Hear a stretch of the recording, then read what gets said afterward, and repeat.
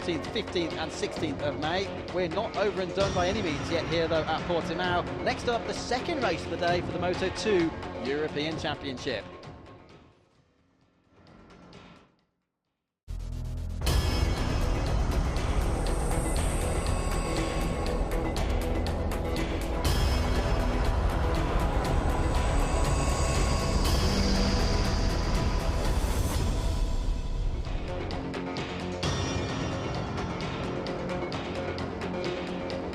Welcome to the Algarve, then to the Portimao circuit, the Autodromo International de Algarve for the Moto2 European Championship Race 2. And in Race 1 earlier, I don't want to give away too much, but it was Javi Vierge, who was on pole but finished second after Edgar Pons ran away with the victory, taking it by a ridiculous margin in the end, very comfortable. Stephen Oakdale finished in third. Now, the grid will line up in the same order, and they will be competing once more around the 4.5-kilometre circuit here in Portimao, with 6 left corners, 9 right-hand corners, and of course, a whole world of elevation changes. I am Luke Wilkins from MotoGP.com, representing the CEV Repsol Championship with the one and only Gregory Haynes.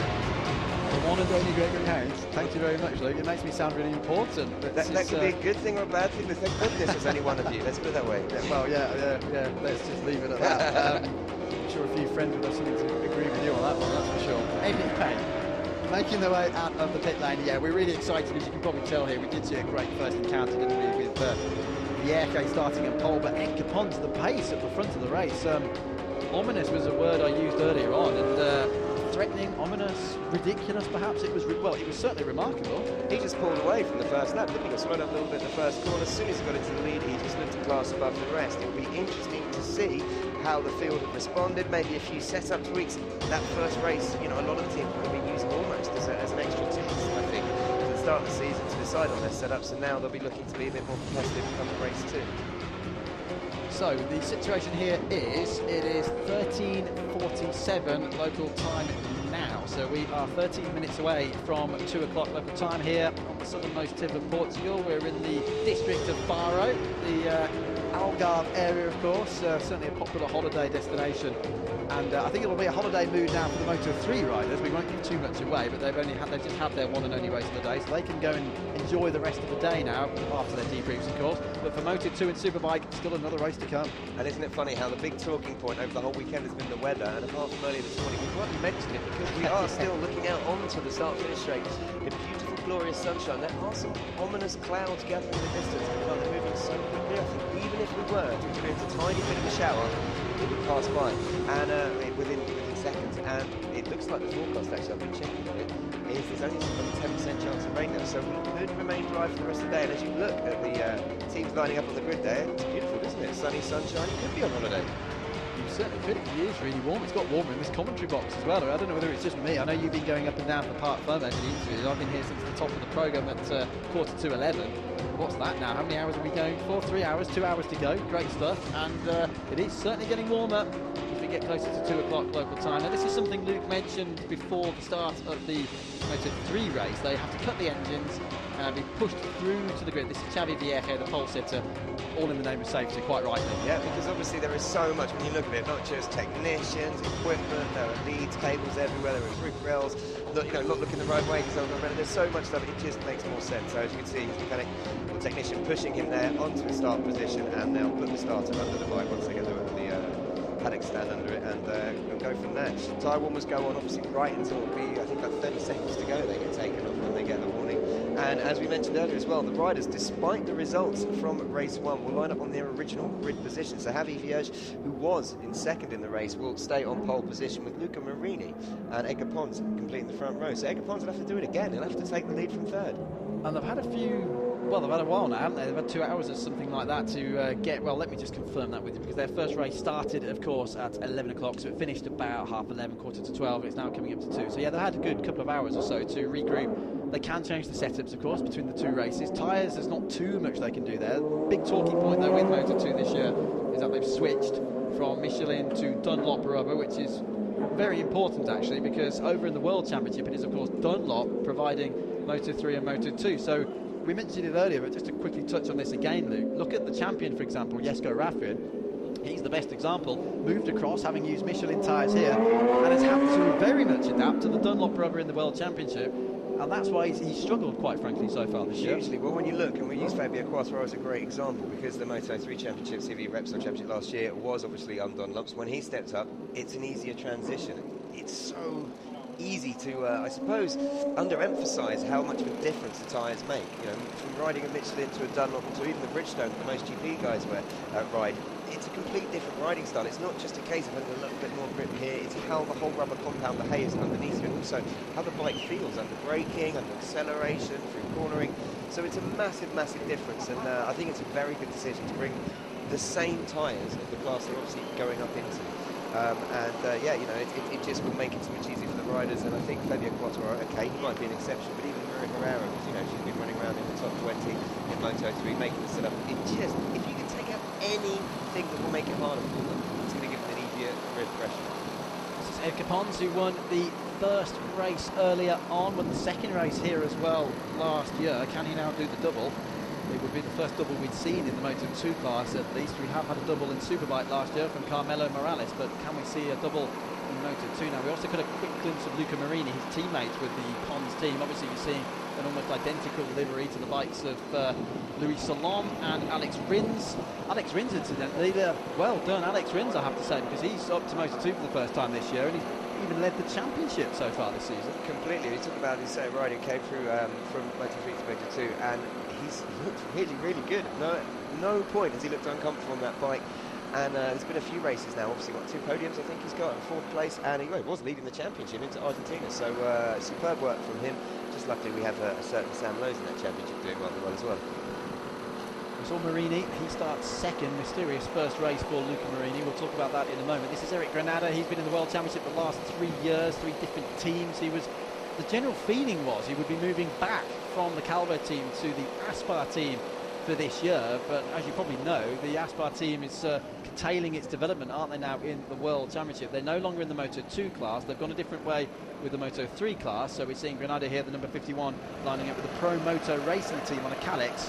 He starts 4th on the grid, and of course it's the first time Granada has now moved up into Moto2 machinery, having ridden Moto3s the last few years. This is Alan Tesher, found himself in the gravel at the first corner here last year, finished 6th in the opening race earlier on today.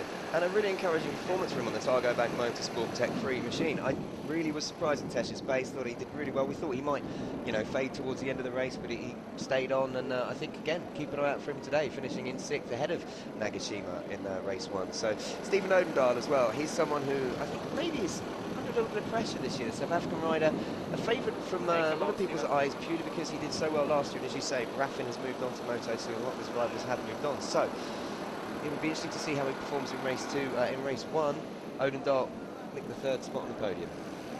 For the record, although it's quite academic now, it was Luca Marini who led the warm-up this morning, but that was only a very short 15-minute session running between 8:45 and 9 o'clock itself. But just in case you're wondering, it was Luca Marini who was quickest in the morning warm-up session. Luke's already mentioned this today, but there's 2 qualifying sessions on the Saturday. The fastest time of each rider, they basically combine the timesheets, so the fastest time can come from either qualifying 1 or 2, it doesn't matter. Put them together, and that's what forms the grid for both of the races. And just we're looking at Tetsuta Nagashima there, the Japanese rider, who will start from 7th on the grid. Something to mention as well, we talk about the warm-up times, and we talk about the fact they still were developing and would have done some setup changes from race 1. It's because practice and qualifying was done in cloudy, cold conditions. This morning warm-up was wet. You know, we had massive overnight rain and big thunderstorms this morning, so the track was soaking wet, which is unbelievable when you look at it now and we're in the glorious sunshine. So that first race was the first time the riders have really been out on this track, putting the tyres and putting the bikes and themselves through it in these conditions. So it'd be interesting to see what changes they have made for race 2, and maybe we won't see Pons maybe able to kind of gap the field so much at the front. Maybe he took a gamble on setup. We just don't know. Yeah, the sun cream out there at the moment, it really is baking, isn't it, in the sunshine at least. It can be chilly here at night time when you're with the breeze. There's a very strong breeze around this part, we're not too far from the sea. This is probably the main reason for that. This is Xavi Cardelus in the meantime. He finished 10th, as you can see, in the first race this morning, and for that reason he's 10th in the championship. Obviously 6 points on the board. Comes from Andorra. So he comes from Andorra La Vella, which is the capital of the Principality. And he's also sponsored, as you can see from the front of the bike, by Andorra. Yeah, you know, that works out well, doesn't it? As you say, it's pretty good for him. And yeah, good race 1, really, at the end of the day. It didn't kind of set the world alight, but I think it was quite impressive. And they're on an Ariane bike, is that right? Yeah, absolutely is. He's the number 18, 16 years of age, so certainly one of the younger riders in the field. And we were talking about ages, weren't we, earlier on, and who are the oldest, who are the youngest. We'll move on to that in a second. This is Mikel Pons in the meantime, 17 years old, 9th this morning, and starts 10th once again on the Imotec machine. And Mikel Pons, by the way, he's no relation to the Cito Pons family, so he's not another brother of Edgar Pons. There are 3 Pons brothers in that particular family, so you've got Edgar, you've got Axel, and their other brother was perhaps the sensible one, who did not get involved in motorbike racing at all. But then Mikel Pons, completely different family altogether, just the same name. He is 17, he's from Mallorca, and he finished 12th in Moto2 here last year.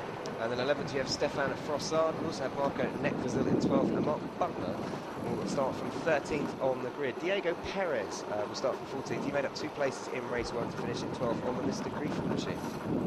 Yep, this is Frossard then in the meantime in the middle of the 4th row of the grid, just behind Pons and ahead of Nick Vasil, who I'm sure we're going to get a shot of in a second. That'll be the 18-year-old Austrian who is looking to score points. 12th on the grid he is. And just to run through actually the results from this morning's race. We never like to give away the results of previous races, but when you have 2 in one day, it's a little bit difficult not to, isn't it? It's a bit like we have in the World Superbike Championship. It's a very similar situation.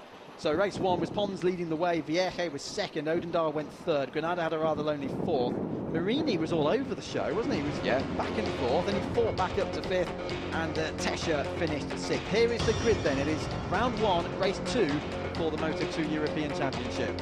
And Vierge will start from pole position, as we mentioned, as he finished 2nd in race 1 ahead of Luca Marini and the race 1 winner Edgar Pons. Brazilian Eric Granado will head the Pro 2 with Alan Techer, the Frenchman, in 5th, and Stephen Odendaal in 6th, and we're hoping to make a good start. Tatsuta Haragishima will start from 7th, ahead of Alejandro Medina and Xavi Cardelus in 9th. Mikel Pons, as we saw, completing the top 10. Further back there in 18th position on the back of row 6 is Marcos Ramirez, and he's the leading Super Stock 600 rider in the field. There are 2 classes. There's the overall Moto2 class and the Stock 600 riders as well. So he was up on the podium for being the leading Stock 600 rider earlier on.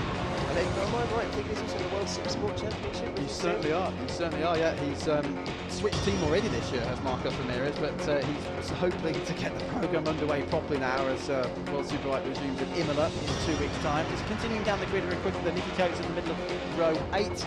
31st on the grid, by the way, is Jorge Arroyo. He's also in the World Supersport Championship, and teammate, funnily enough, to Marcos Ramirez, and he turned 42 last Thursday. So a belated happy birthday to Jorge Arroyo. You're seeing a gap there for Federico Fugliini, who, for some reason, once again, he's unable to start. I've been stuck up in the commentary box all day, not that I'm complaining, but we're not quite sure what happened there. Fugliini, and at the back there, Damien Ramey, who is the Swiss rider, number 94, completing this grid. And what was interesting in race 1, the British riders Nicky Coates and Bradley Ray finished 20th and 21st, with Ray just beating Coates, but by about 9 seconds that position. Good stay together. Just looking down the race 1 results, it's absolutely confirmed that Fugliini did not start, so best wishes to everybody at Team Chiatti. Not quite sure what happened there, but we'll let you know later on. We are all set then for the warm-up lap, another 17-lap encounter. What are they going to do this time? Conditions have changed, track temperatures have obviously gone up. Javi Vierge, who has his 18th birthday coming up on Thursday of this week, by the way, so we can wish him happy birthday in advance this time. He's on pole again. Marini second from Edgar Pons, but it was Pons who just disappeared off into the distance in the first race. Then again, because the conditions are different, we shouldn't assume that the same thing's going to happen. Exactly. I think this one could be a lot closer. I do think the Pons put the other teams out on their setup because, as I mentioned, they haven't had dry track time. With that track temperature, and see how the tyres are going to, behave in those conditions all weekend. So it will be interesting to see if he can still pull away like he did in race 1. Yeah, Pons certainly moving up the order now as well in terms of podium finishes and race wins, just running those off for you. He has now finished on the podium 6 times in the Moto2 tier of the CV. And in terms of race victories, he was on 2 coming into today, obviously up to 3 now. Could he make it a double? It would also be, quite remarkably, 3 at Portimao in only 4 races here. He's already done 2 out of 3. Can he make it 3 out of 4? Quick look then at the track. This is uphill from turn 5, turn 6, and then it's up to the really spectacular section of 7 and 8. They go over the crest, the front wheel lifts off the ground. It's a bit like a certain part of track I can think of in England. Down to the Craig Jones corner at 9. It's into the 3rd sector now, then it's up to the Portimao bend. That's the right-hander at 10. and then 11. Again, we keep seeing that shot. I'm not even going to mention rain anymore because I was doing that this morning thinking, it's rain on the way, because we saw shots, didn't we, of rain not too far away from the circuit, but all we can tell you right now is that the sun is beating down here. It's not quite as warm as it looks on the TV pictures here, but even so, it's very pleasant now. There are real clouds around, but as you say, they seem to be bypassing touch with the circuit, so we should be set for another completely dry Moto2 race. And obviously we have a super wet race to follow, but we'd like to see it dry as well.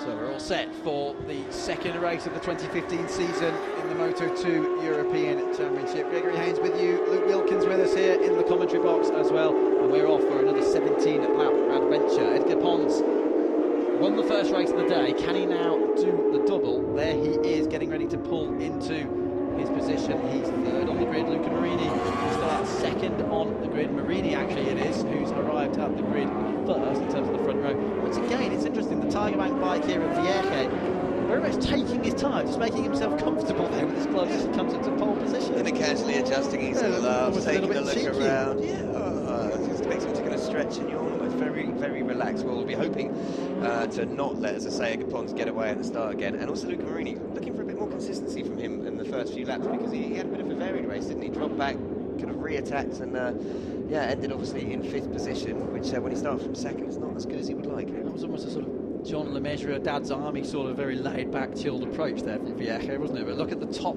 left of your screen for the lights. Oh, now what's going on? Somebody has run. Marshall's, one of the riders has a problem. Somebody took a tumble there as he jumped over the pit wall. That's one of the riders. 1, 2, 3, 4, 5, 6 grid rows back. Who is on row 6? Eki was on row 6. I don't know whether that's him they're pushing off. They might have to delay the start here. They've got him off. The red flag is... They will take him into pit lane, and he will be forced to start from pit lane if he starts at all, actually, from there. Green flag at the back. Good news then, bad news. We'll let you know who that was, but we're ready for race 2 of the Moto2 season. Great start with Pons as well, getting a great start. Marini seemed to get bogged down again, and it looks like it's going to be Pons to lead into the first corner. It was Eki who had the problem. He's stuck on the outside of the track. What a shame for him. Are they all through cleanly then down at turn 1? Yes, they are. But as you say, clean at the front and a great start again from Edgar Pons. Somebody running out wide, and Marini's made a better start. There's contact in the middle of turn 2. 18 is off. That's the Andorra rider, Cardelus, and somebody else down as well. And there then is Eki, who's going to have to be careful, weaving his way through from the problem on the line. He's got to be careful. There'll be yellow flags all over the place. There they are. He's going to have to pass the safety car as well. So all sorts of drama at the second start of the day for the Moto2 riders. Let's just hope everybody's okay. Certainly 2 riders down there at turn 2. But once again, Pons at the start has just flown out of the box, untouchable. He's leading to the first corner. He didn't even manage that in race 1. And Javi Vierge now obviously trying to get into a rhythm to not let him escape too much from the front. See what happens in terms of the situation over at turn 2. There'll definitely be yellow flags waving, won't there, as they get round there next time. No sign of the red flag, which is a good sign. Odendal there all out of shape as they get up to the right-hander. I say out of shape, it can work actually, that very unusual line up to turns 10 and 11. That's the Portimao corner here at turn 10. The field streaming its way through on the first lap of the day for Moto2. It's the European Championship now, as it's known, here in the FIM CEV Repsol. And I must say as well, Luke, a much better start for Luca Marini, who's running around in 4th place, but look how they're bunching up behind him. There's Marini on the yellow bike. It's getting very, very tight again. This is exactly what happened in race 1. Marini not seeming to have the pace. Maybe he's not liking the bike in the first few laps with full tank of fuel. I'm not sure. Maybe he wants the tyres to come back to him a little bit, but he's dropping back already from Odendal and the leading 2, front 2. On to lap 2, then Odendal is attacking Vierge. This is the battle for second. We might still have a yellow flag situation down at turn 2, so watch out for that as the camera pans round. But it's Pons leading the way by 0.3 of a second. Vierge holds second from Steve Odendal. Marini still 4th, and it's Eric Granado in 5th place. Do we still have yellow flags? No, we don't. No, we Great don't. work by the marshals. Both riders up and okay by the looks of it as well, which is always good news. And the first real big contact we've had today, so considering how much action we've had on track, well, good work from the marshals getting that all sorted, so that the time they came around for the second lap it was clear. Yeah, you're absolutely right. It really was the first dramatic incident of the day. We've seen a few touches and a few low sides, but nothing quite that bad. But good stuff then to see that it looks as though the 2 riders were able to walk away. They're down at turn 2. Pons pulling away again, but he's being helped by the fact, once again, that Vierge and Odendal are battling over second place. Stephen Odendal looks very racy though, doesn't he, at the moment? He knows what he's doing. 25 World Championship Moto2 starts underneath him, including Argentina only last weekend. If he can just pass Vierge but I reckon he might be able to have a go here at Pons. And as I say, a rider with a not a point to prove as much, but with potential to deliver on. You know, everyone's been talking about Odendaal as a future World Championship rider, and he did fill in, obviously, in the most recent Moto2 race. 4 Pons, wasn't it? Axel Pons. So Edgar Pons' brother, he has that relationship with him. But it looks already like Edgar Pons is setting about gapping him at the front. But these three, surprisingly, already have put at least, I'd say, half a second between them and Marini, if not more, actually. So down at turn 2 by the looks of things, we picked out Xavi Cardeleus, the Andorra rider. Jorge Arroyo was the other rider, so that's not a great way to end the weekend, just after his 42nd birthday last Thursday. That's the situation on that one. We're coming through to complete the second of the 17 laps here. What can Odendaal do about Vierge? This is the man who started in pole, now second, ahead of the man who started 6th, who's now 3rd. What do you say? 6 tenths. It was 3 tenths after lap 1. It's now over 6 tenths a gap between Pons and Vierge in second, with Marini almost 2 seconds back from Odendaal already, and it looks like he will be holding up a lot of the rest of the field. Yeah, they're all over the back of Marini again. Look, there's Granado right behind him. Then you've got Alejandro Medina in here as well on the blue. This is almost like a repeat of race 1, but I can confirm you are watching live coverage of the second race of the day for Moto2. And you've also got Tetsuya Nagashima closing in on these three just behind him. So, yeah, I think it's going to be a very big battle for the top 7 or 8 positions here. Riders are not quite breaking away. Well, the front 3, though. Oh, big moment for Edgar Pons there. That was huge as he was getting on the gas, scrolling underneath him. That could have been a very, very different outcome. Just the sort of invitation Vierge needed there. He's thinking, yes, he is having to push hard to stay ahead of us at the moment. Pons has just set his best lap and the best lap of the race so far. He was quickest of all of them as they came through to finish the first flying lap. I've noticed from a few of the microphones through the headphones here in the commentary box, it sounds quite windy out there. Yeah. I wonder if that's having playing in as a factor here. Well, yeah, you mentioned earlier the flags in the grandstand that were being blown to pieces, so you can even see the guy with the starting flag trousers being blown in the wind. It was that windy out there, so you do think so, but definitely I think Edgar Pons' moment there, he just wants to kind of have a moment to acquaint himself with everything, settle down and get back into the rhythm, because that was a scary incident. Well, Stephen Odendaal then, the number 44, very distinctive, the red calyx from Republic of South Africa, of course, as you saw it on the bottom of the screen there, but a very, very experienced rider, 22 now. He's still only 22, is Stephen Odendaal. Just shows you how well he's gone over the last few years. 3 podiums in this category last year. Meantime, look at this. It's Rimini versus San Paolo in the battle for 4th. It's Marini just keeping Granado at bay, but maybe not for long. It's incredible to see the gap already back to Marini, isn't it? But you're right, I think Granado's going to make a move. But saying that, behind him as well with Alejandro Medina, maybe just dropping off a little bit at the moment, but I think he'll be back involved in the script. Maybe just waiting to see what they're going to do if they sort themselves out and slow each other up both take. Yeah, and here's a move that thought he was going to try and go around the outside and then stick up the inside into the left hand. Yeah, you can do that. It can be quite difficult, can't it, on the bigger motorbikes? We see it with the Moto3s quite often, as you say, out of turn 4, out of 3 into 4, and look at that. Another moment for Marini. Now, he had a big moment here in race 1. He crashed at that corner as well last year in Moto3, so I suggest it's not the favourite corner for Marini. As you mentioned, it's such a tricky corner because you're coming down a hill under brakes, having to get the brake stopped, turn it in, and then add to the fact there's a big bump in the middle of it, and it has a negative camber and runs away from you. It's so easy to get it wrong there. So halfway around the 4th of the 17 laps here, it's race 2 of the day for the Moto2 European Championship in the FIM CEV Repsol. Pons leads from Vierge and Odendaal. The second covering the top 3, but only 3 tenths now between Vierge and Pons. Vierge second, set the fastest lap of the race last time out. This is a multiple rider scrap going on for 4th, 5th, 6th and 7th positions between Marini, Granado, Medina and Alan Tesha, who's catching them. And then Nagashima's going to make it a 5-way party soon as well. He's just behind this quartet and he might make it a quintet very soon. Great stuff. Brilliant stuff. So the 3 battling out for the lead, and then as you say, 4, maybe 5 battling it out for the final, for 4th place. And it's heating up here as well because Marina definitely seems to be slowing them up. What's great about this is that everybody's a little bit stronger than everybody else in a different part of the track, so they're all playing to their own advantages, but they're going to have to catch each other out. This is what we're seeing. But look at this. This is the battle going on for that 4th place. Marini just keeping them at bay. What he's done actually is backed Granado into Medina, who's now being passed by Alan Tesha. Alan Tesha has just taken Medina there into turn 1, and you're exactly right, this is a problem when you've got these sort of 4 riders battling out on track. They can't take the lines that they would normally take, and anything can happen. Is that Tesha through as well on Medina?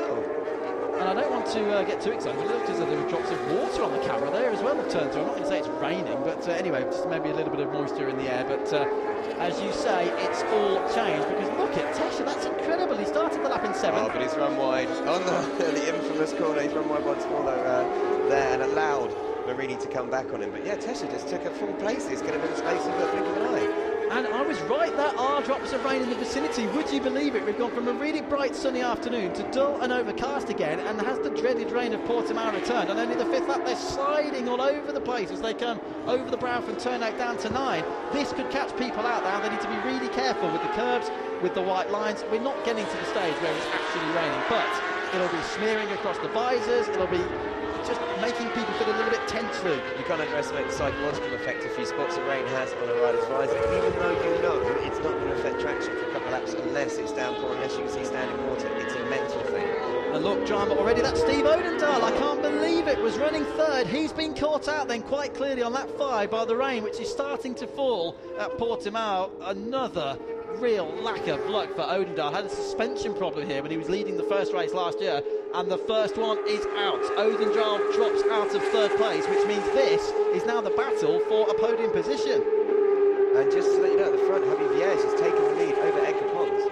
Incredible. So I wonder if Pons and Odendahl were caught out together. I suppose they were first on the scene, weren't they, when the rain started to come down, and it's thrown everything completely wide open. So regroup, lap 6, Vierge leads, Pons down to 2nd. Look at the rain, this is where it's coming in, over at the right-hander of turn 3, and to get a full points position, you need to get a full points situation, I should say. You need to get to the end of lap 9. We're only on the 6th lap, so what is going to happen? At the moment they can stay out there on 6, but this is so difficult now.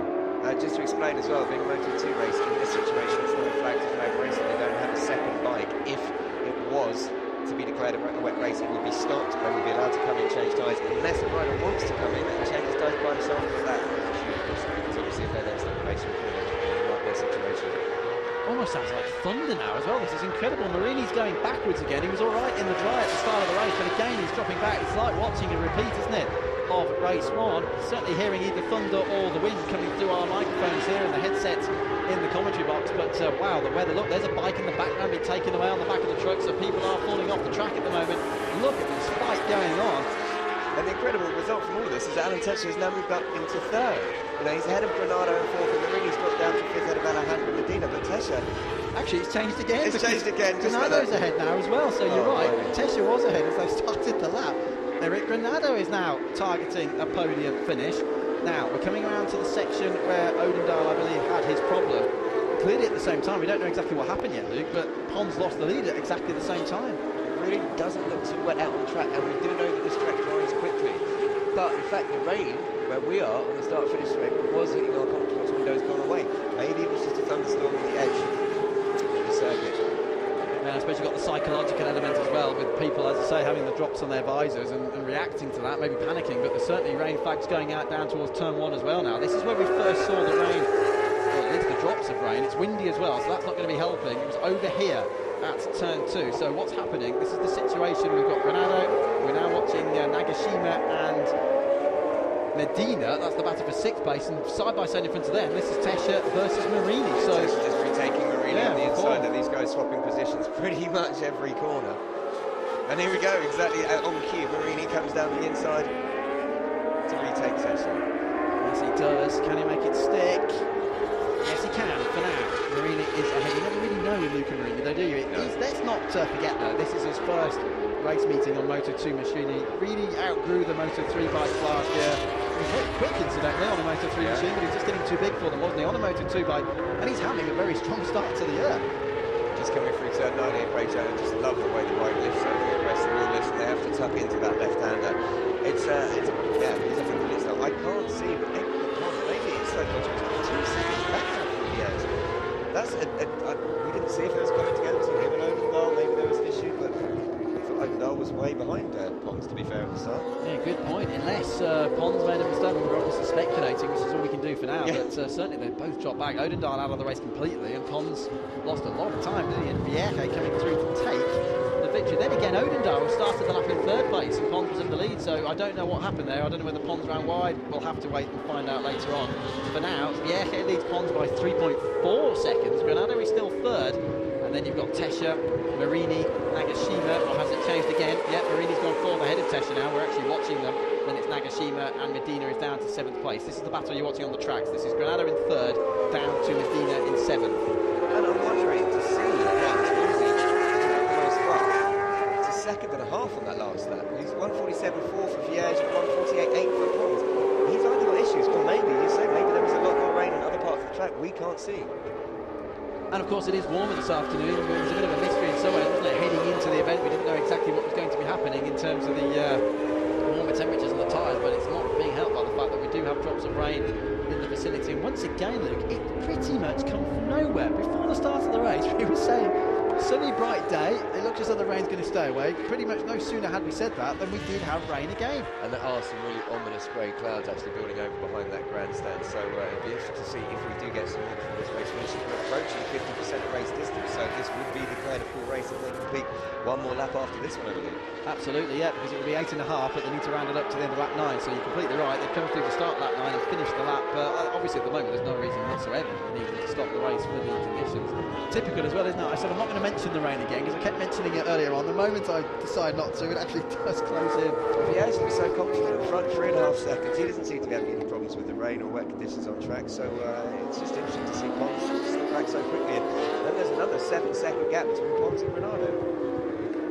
Well, if it finishes like this, of course, we will have these two tied on championship points, won't we? We'd have 45 points apiece for Pons, who won the first race, from Vieja. They're the other way around now. Granado's still in 3rd place. Marini's a second behind him, or at least he was, as they started the lap. So as you say, Luke, they're coming through to start lap 9. You've still got the rain flags out there down to turn 1. I suppose Pons is just thinking, as that group flashes past our window, Pons is just thinking, maybe I'll just settle for second here, knowing I am the championship leader at the moment. Look at this fight going on leading Marini, but Nagashima making a move on Tetcher there, down the end of the start-finish straight into turn 1 and taking 6th position. Yeah, we know Nagashima is pretty handy in the wet from his days over in Japan. You've still got drops of rain here. This is where it started a while ago. Look at it, it's a slow corner for them. That would be more of a problem.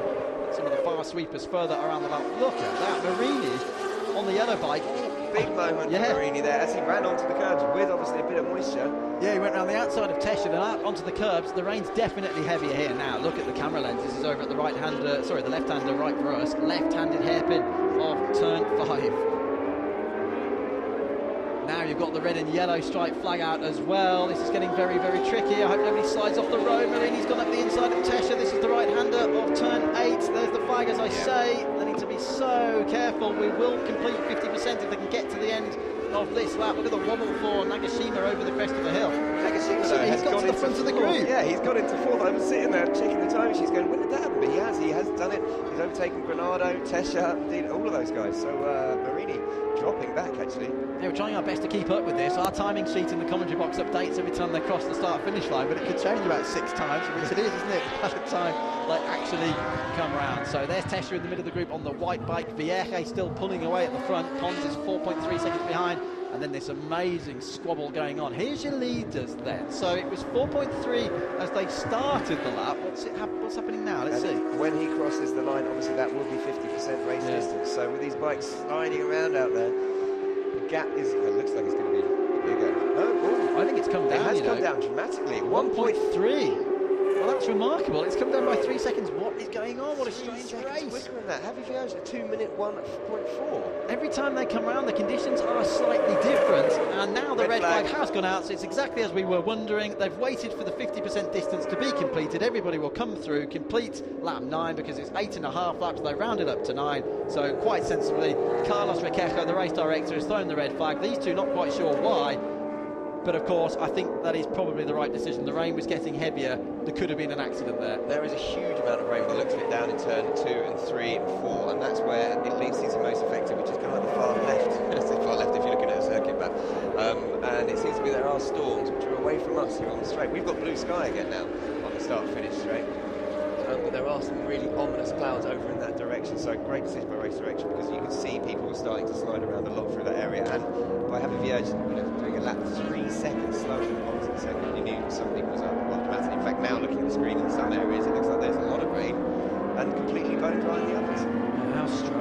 first red flag of the season then for the FIM CEV Repsol series. Just to read you through the situation here in terms of the regulations. If the red flag is shown, this is on the first start of the race. In fact, it's coming up now, anyway, along the bottom of the screen. But it's Article 1.25.2 of the sporting regulations. Race red flag there due to weather conditions. The actual article reads, and it's the third part of it, if the red flag is shown when the rider heading the race has exceeded 50% of the set number of laps, rounded up to the highest whole number, which in this case is the end of lap 9, the race will be deemed to be finished and valid, and all points will be awarded. So, full 25 points, you don't have a half-point situation. We're not going to have a restart. This race is over at the earliest possible points for full points to be given out. And listen now, can you hear the wind out there has really picked up? It's blowing the clouds over, and now it's pouring down now outside our window. This is kind of slightly insane though, because we have bright blue skies overhead, but you can see the rain absolutely chucking down. The good news is, if this is just a storm, the good news is that this track dries really quickly. It is windy out there, it is sun, so yeah, I don't see this being a major problem for a superbike race. Maybe they've done the right thing though, bringing the riders in, because conditions were getting very, very tricky out there. They most certainly were. Luke Wilkins has to head outside now to speak to Xavi Viejo, the winner. I hope you've got an umbrella or a jacket. Luke makes his way down to Parc Ferme. What a strange, disjointed race that was, and I hope actually we find out at some point what actually happened, because we didn't see, and we'll have the highlights coming up for you in just a few minutes' time, and hopefully that would explain exactly what happened, A, to Stephen Odendahl, who was running third and somehow drops out of the race, and B, to Edgar Pons, who was leading comfortably. The next time we saw them, Xavi Viejo was in the lead of the race, and these two look so confused. Look at the background, you've got blue sky on the right, you've got a massive dark cloud on the left. That pretty much sums up the story here.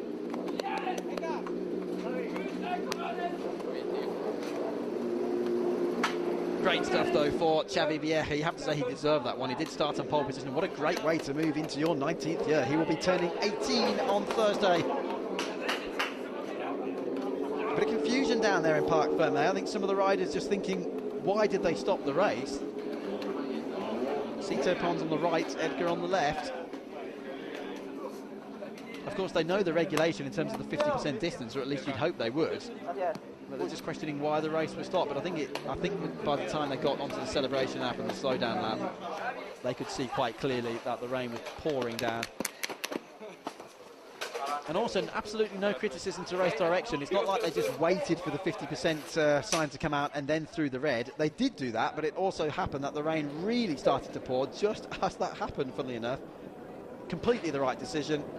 And we didn't really see any real drama until the red flag came out, which is always good news, of course.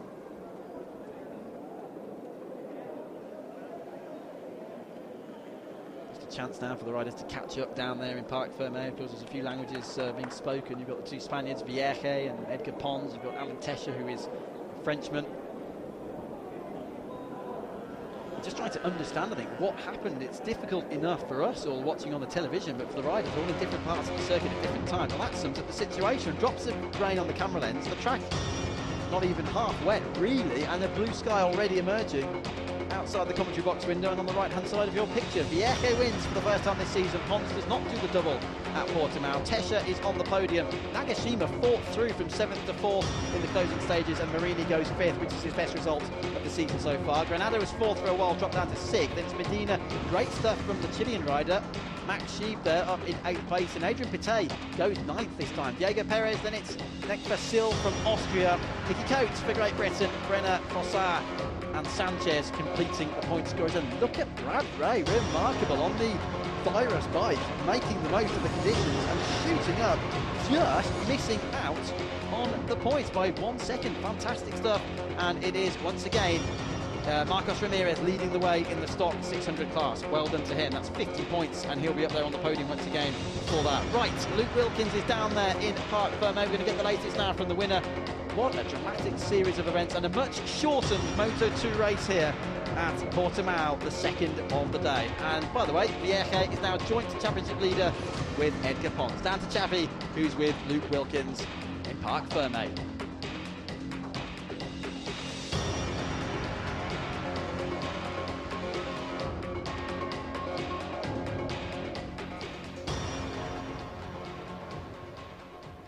Javi, second in race 1, you've won race 2, makes you joint championship leader. Not a bad first day of the season.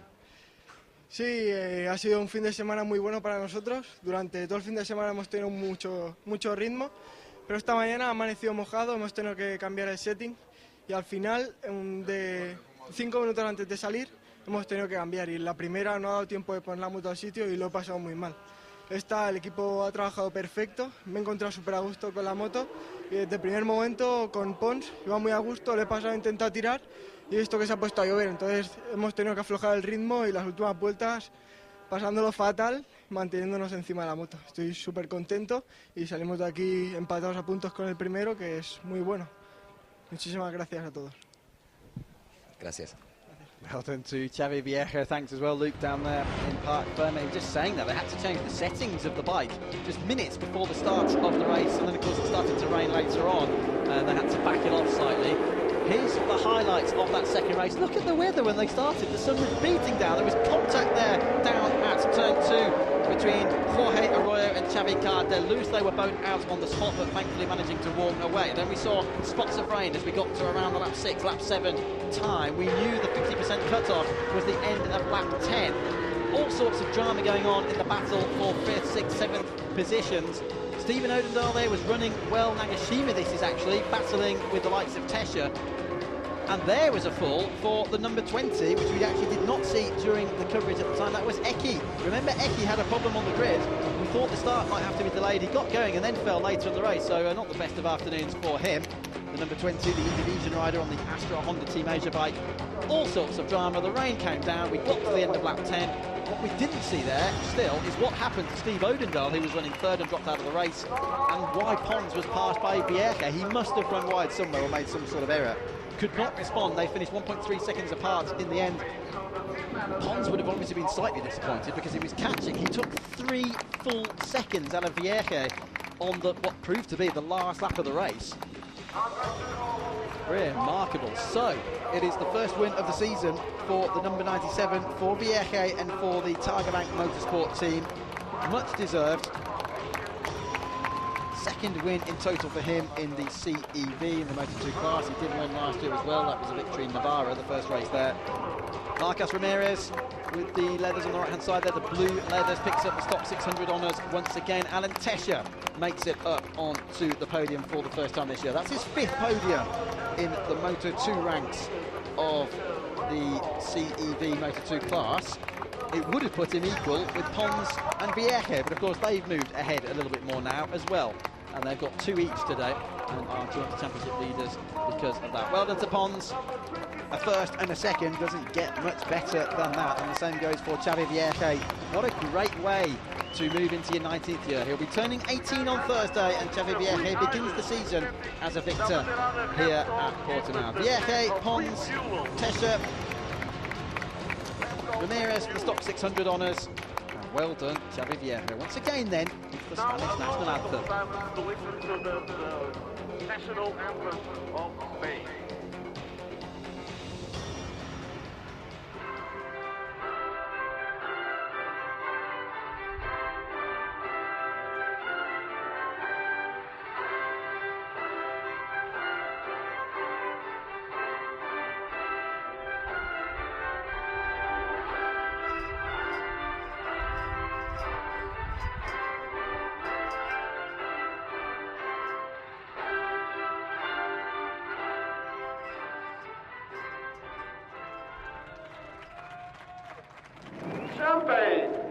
Well done to Xavi Vieja, first victory of the season. Edgar Pons up there on the second step of the podium this time, but won early on, and Alan Tesha completing the top 10. Well done indeed to Marcos Ramirez, who picks up the Stock 600 honours twice in one day. Now, some of them have the cav up, others do not because of their age. So Vieja, for example, he's missed it by 4 days, the poor guy, because he turns 18 on Thursday, so he's had to go with the lemonade for now, the gaseosa as it's known in Spain, and perhaps I'm going to suggest might have a glass of champagne or cava or something like that later on. Luke, who has made his way back to the commentary box. Now, we've got 15 minutes now, so a bit of a chat before the coverage gets underway for the second Superbike race of the day, which will conclude our coverage. Obviously, because of the red flag, we've got a little bit longer now left at the end of the programme. First of all, what on earth happened there with the weather? What a localised shower. Look, there's dark cloud on the left. We'll quickly run through the standings first, actually. Then we'll go back to the weather. Vieja and Pons then are joint championship leaders. Vieja officially the leader as the most recent winner because they both had the same number of wins and the same number of second places. Tesha moves up to third from Granado. Nagashima had a very consistent day, as did Luca Marini for that matter. Poor old Steve Odendahl, right up there in the first race, retires from the second race and tumbles down because of that to 8th in the championship. Quite a lot of riders, as you can see, have scored points. Eki there struggled to get away, 15th in the standings, started the second race and then crashed, as we saw in the highlights package. We just run through then the last few points finishers, and great stuff to see. Nicky Coates scored as well, as finished 12th, didn't he, in that particular race. And Bradley Ray, as I say, just missed out on a point by 1 second on the virus, which is pretty remarkable. Here's your confirmation of how many riders have actually scored points today in the field, and there you go, it's 20, nice round number then with Sanchez there picking up a point. Brad Ray, as I say, just missing out.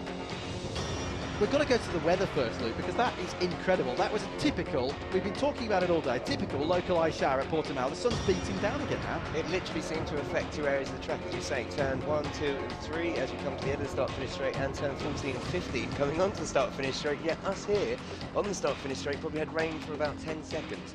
And it's now incredible blue skies out there. The sun is beating down. The track already looks to have dried in most areas. It was just a really freak localised shower, but we are being predicted today. Major thunderstorms, major showers like that, and I think we just got what we've been forecasting. I tell you, if that's all we're going to get today, then it's good, because they managed to red flag that before the race got dangerous, and we should be okay for the Superbike race in about 10-15 minutes time. You have to say all credit once again to Carlos Requejo and the race direction team there. They called that one perfectly, didn't they, even though the shower disappeared. In some ways, I suppose, it's a shame from a neutral point of view that they got to the 50% stage, because had that shower come a lap earlier, the race would have been stopped and then we would have got a restart, which would have meant we could have gone on for a little bit longer, but we never would have got to the full race distance because of the way the regulations are. But such is life, that's the situation. We've had a 10-lap race for Moto2 and it's still being displayed on the timing screen as 8 to go. That is not the case. We got to the end of lap 10 and the cut-off. But actually what happened is the gap was 1.3 in the end, wasn't it? Because Pons caught Vieja right at the end. But what a disjointed race. It was kind of strange. Edgar Pons obviously set off, doing what he was doing in the first race. Didn't quite manage to break away. He was at 2 seconds of lead. Then he had that huge moment, didn't he? He gave a chance for Vieja to come back. And then he gapped Edgar Pons by 4.5 seconds before Pons closed 4 seconds on him. And yeah, it was just an absolutely incredible race. And to see Tesha on the pole, he got 4 podiums last year on podium even, was is superb as well. And as you say, Nagashima, having fought through to 4th place, is superb. My big shout has got to go to Bradley Ray. I think he's done brilliantly on the virus. Now, just to explain again, we mentioned earlier in the first race, it has a hub steering system, which is completely different for a rider to get used to. It can be a massive, massive advantage, but it doesn't give you the feel that you're used to, obviously, from the traditional forks, telescopic fork system. So for him to get on that bike, the first time it's been in a full-time race series and put it in 16th, as you said, just a second off the points is very impressive. If you are just tuning in, just to bring you up to speed with what's actually going on here, we've just gone past 2:30 local time. Coverage for the Superbike race, the final race of the day on our broadcast, is coming up in just under 12 minutes' time. So we've got 12 minutes now to have a bit of a chat.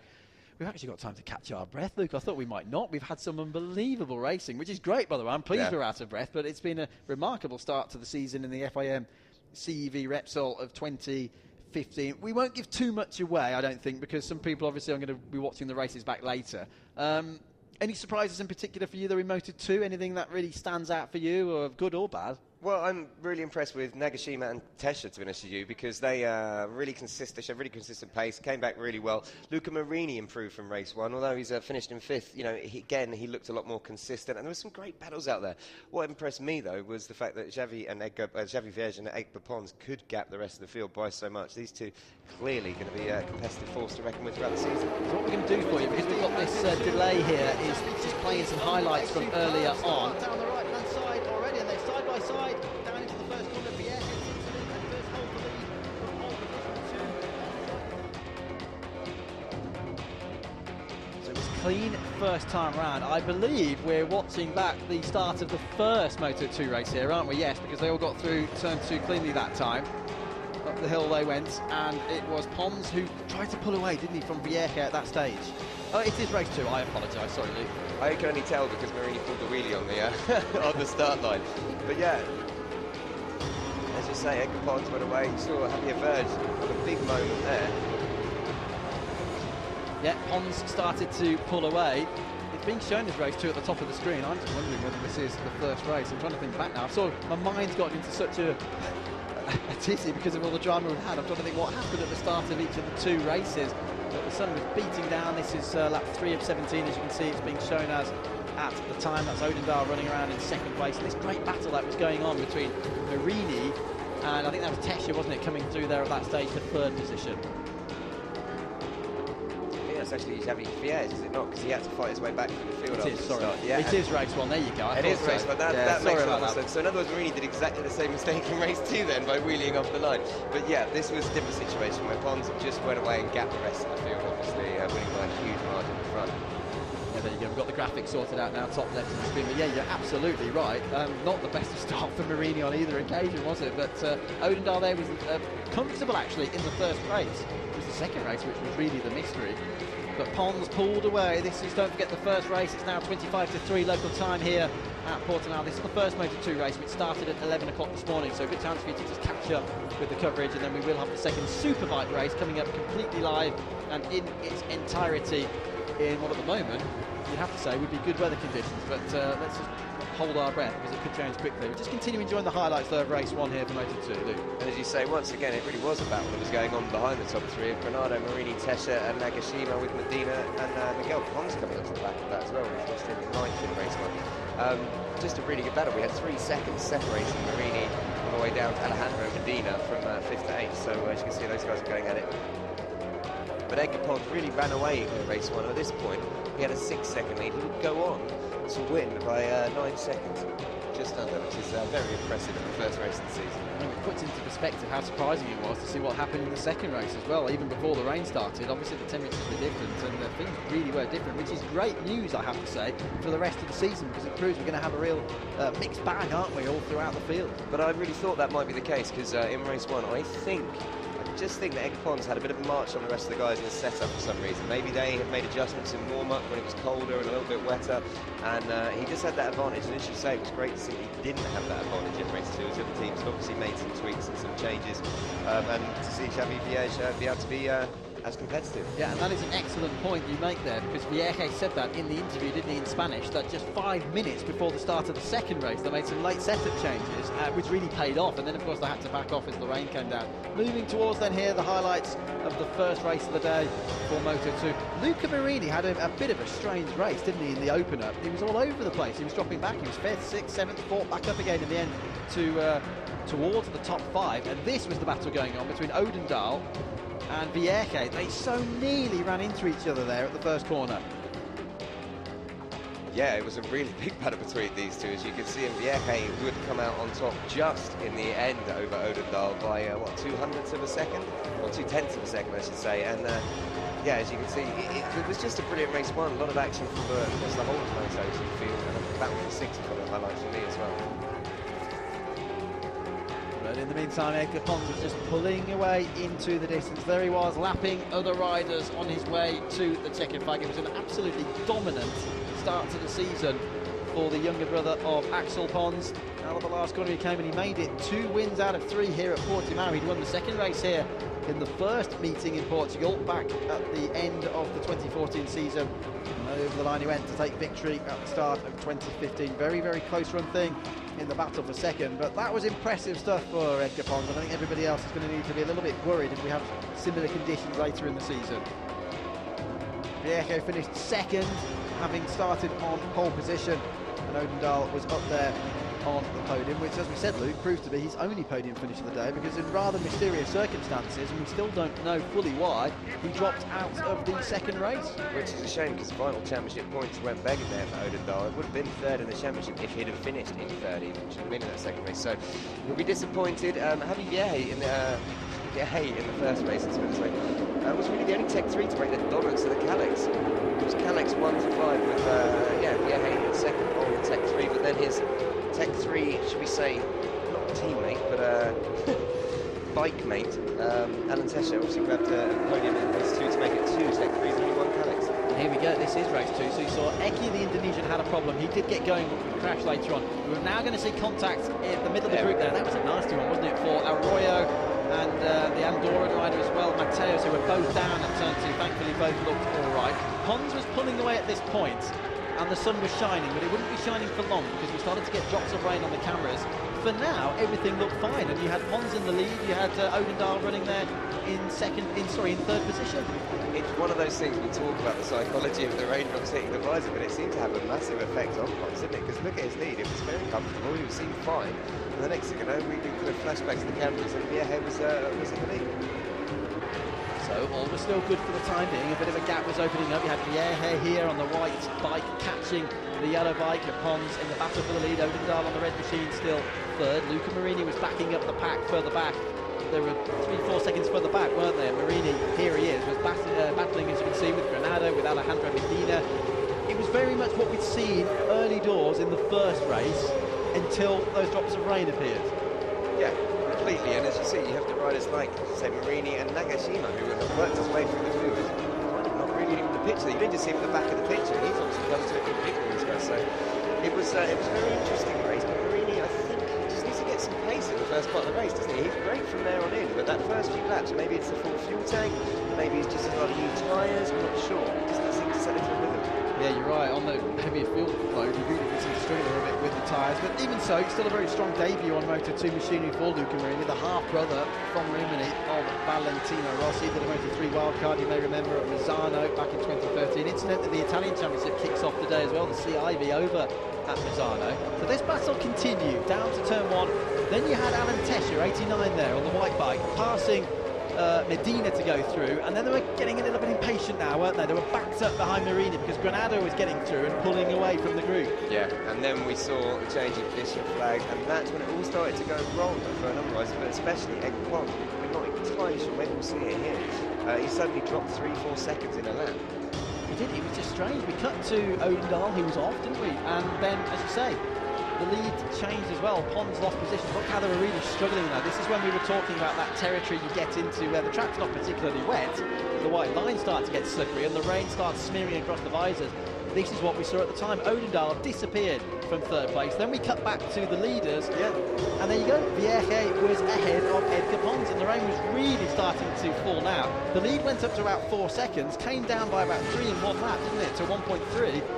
And then the red flag came out because the cut-off was the end of lap 10, and it just so happened that the rain really started to pour at that time. So sensible stuff from race direction. They called the red flag, and full championship points were given out because we had passed the 50% threshold. Do you think maybe Ekwon saw the rain and just thought, oh, well, the race is going to be red flag, maybe I should roll off? Maybe he didn't realise that it was still going on. It's interesting because you might have just seen the flag wave, obviously the red and white flag. It's quite hard to mix up with the red flag, but maybe he just in his brain just thought, oh, well, that's the race, and I'll chill out, we'll have another 50, you know, restarted race. But it didn't happen. But he did, as you say, he made up the pace on Vieja so quickly once he was 4 seconds back that it could have been something too much. See there? No, you're right, because had the race been stopped before the 50% distance was reached, and there you see the gap, as you pointed out in the box here, 4.3 seconds it was at this stage between Vieja and Pons. That would almost disappear. It went down to 1.3 within the space of 1 lap. And this was the situation. This is the start now, lap 9 of 17, which means the end of 9, the start of lap 10, and this would prove to be the final lap in the race. It was Vieja from Pons, 1.3 seconds, and there you go. Out comes the red flag. We'd hit the 50% race distance mark, and it was all over. Race red flag due to weather conditions. They weren't quite sure why at first, were they, the first two? Because they were sort of asking each other what's going on.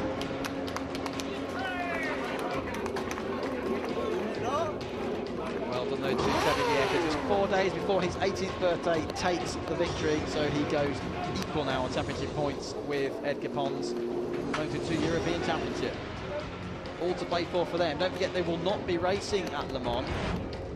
That will just be the Moto3 class, so now they have to wait for quite a long time. The 21st of June will be the next action for Moto2 and also for Superbike on the 21st of June. Now what's happened here, the race distance, what's happened then? We've had a change for third place. Granado's moved up to third And Tesha has been moved down to 5th. So whether that was Ray crossed the line and there've just been some transponder issues, maybe, I'm not entirely sure. But yeah, that is Adam Tesha's gone down to 5th, and Granado has been given the podium. There you go. So Granado, fortunately for the Brazilian, wasn't on the podium, but a strong start to the season for him. The results have obviously been reshuffled because of the confusion we had with the red flag situation. This is what it now does for the championship. Granado's up to 3rd in the championship as well. So catch up online. That's all I can say on the CEV website, because there's a lot to catch up with there. All sorts of drama going on. Quickly run you through the results one more time, but we are now counting down to the second superbike race of the day here at Portimao in Portugal. Kenny Noyes, having won the first one, can he do it again this afternoon?